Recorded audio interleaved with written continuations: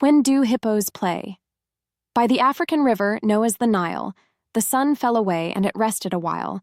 The rhinos had braved all the smoldering heat. They lay down to sleep as they wiped off their feet. The elephants marched to their elephant beds, and gently they rested their elephant heads. The hippos went bathing in cool, shallow pools, thinking the rhinos and elephants fools. Slowly, the hippos sank into the river, the water so cold that it gave them a shiver. Hippos can't swim like the pelicans think. They also can't float. They could easily sink. Underwater, they fell to the soft riverbed.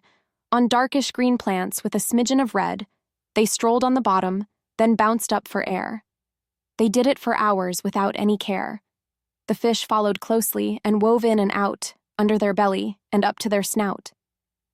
Each of the hippos came up to the shore, to feed on the grass by the river once more. They dried off their bodies by shaking and stomping, and took bites of grass, chewing and chomping with night fading fast. They were full from the feast. The sun returned back, rising up from the east.